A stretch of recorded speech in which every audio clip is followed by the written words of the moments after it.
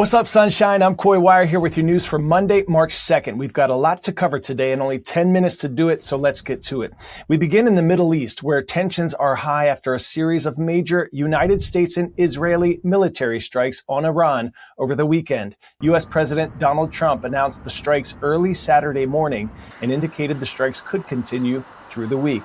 A short time ago, the United States military began major combat operations in Iran. Our objective is to defend the American people by eliminating imminent threats from the Iranian regime. Later that same day, Iran announced that Ayatollah Ali Khamenei, the country's supreme leader for nearly 4 decades, had been killed during a strike in the capital city of Tehran.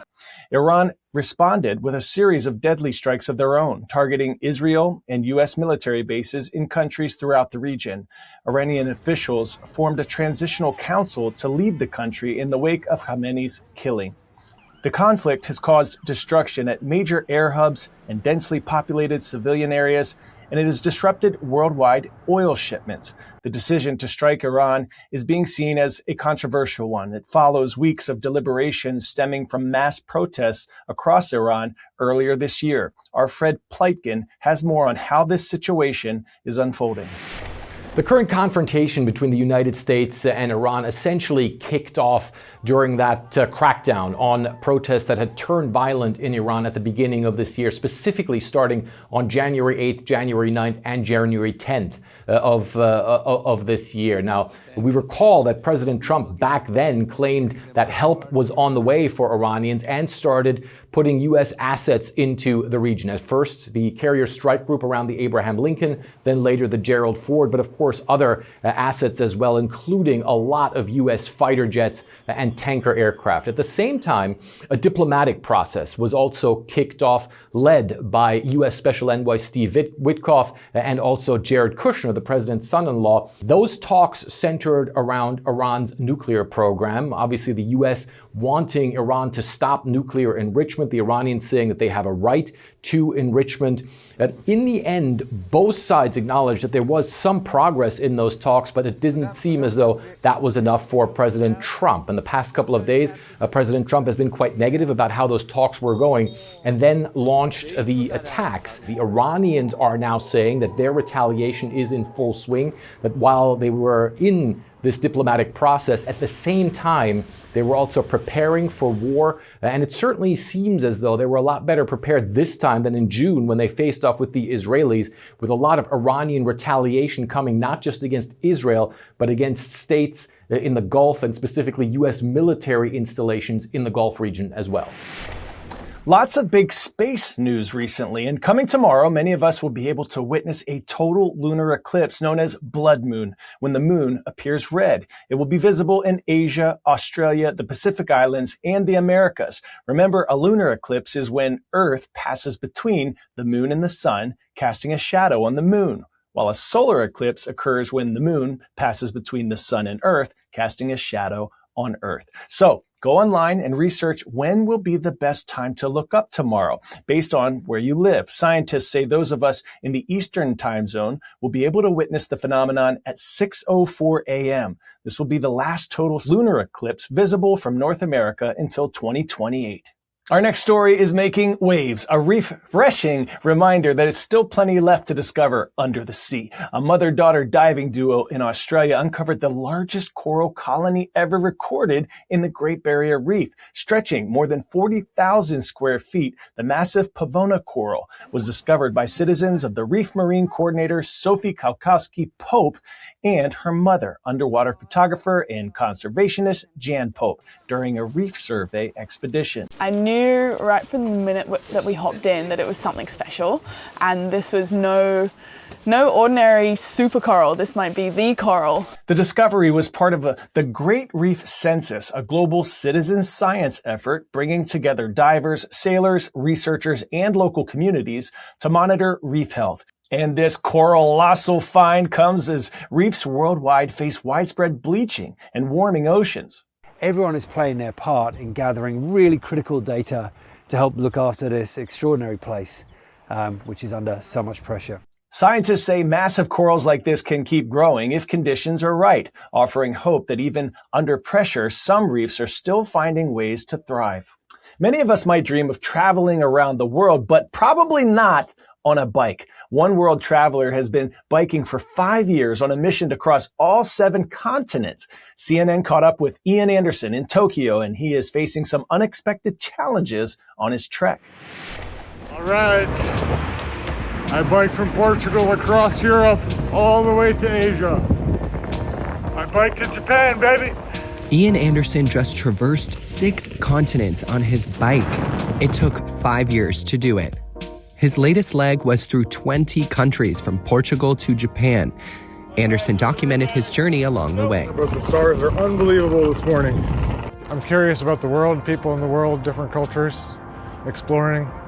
I was curious about places like Iran, Russia, what the people were like there, and so I biked to them.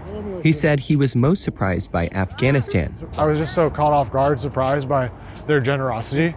It felt like every day they were inviting me into their home, offering me food, tea. While he faced his biggest challenge in Iran, getting stuck in the country after Israel launched a series of deadly strikes in June last year. More bombs are falling. We got our bedding there. Unsurprisingly, he says it's now time for a break. But not for long. He says next up and the last continent to cross is Antarctica. He plans to do it later this year. Pop quiz hotshot. Satoshi Tajiri attributes his creation of Pokémon to what childhood hobby? Playing video games, collecting insects, playing cards, or solving puzzles? If you said collecting insects, raise your hand, Tana. Growing up in rural Japan, Tajiri loved searching for rare bugs and trading them with friends. His friends nicknamed him Dr. Bug.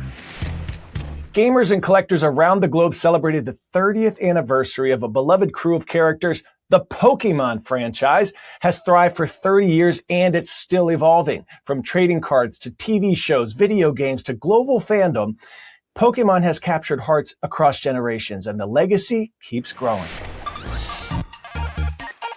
Today, Pokémon turns 30. It started in 1996 when a Japanese game designer who loved collecting bugs as a kid created pocket monsters for the Nintendo Game Boy. It launched in Japan on February 27th. Soon, the name was shortened to Pokémon. Within 3 years, the creatures exploded into a global phenomenon. TV shows, movies, trading cards. More than 75 billion cards have been produced. Laid end to end, they'd stretch to the moon and back 8 times. The franchise has generated over 100 billion, reportedly making it the highest grossing media franchise in the world. And as demand exploded during the pandemic, prices surged, with some top cards rising more than 6,000% since the early 2000s. The boom has even led to store fights, museum chaos, and armed robberies targeting rare cards. The surge was aided by the success of Pokémon Go in 2016. Within 2 months, it hit 500 million downloads, turning streets, parks, and cities into real-world hunting grounds. Pokémania was back. For millennials, it's nostalgia. For kids today, it's discovery. And for some collectors, it's life-changing money. But at its core, it's still about that feeling, opening a pack, hoping for Charizard. 30 years later, we're still trying to catch them all.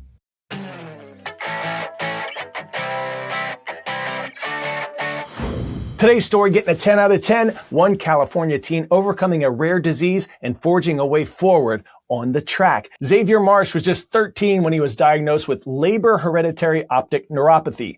The extremely rare genetic mutation left him legally blind, but he hasn't let that stop him. And he turns to me and he says, I'm going to figure out how to live with this thing.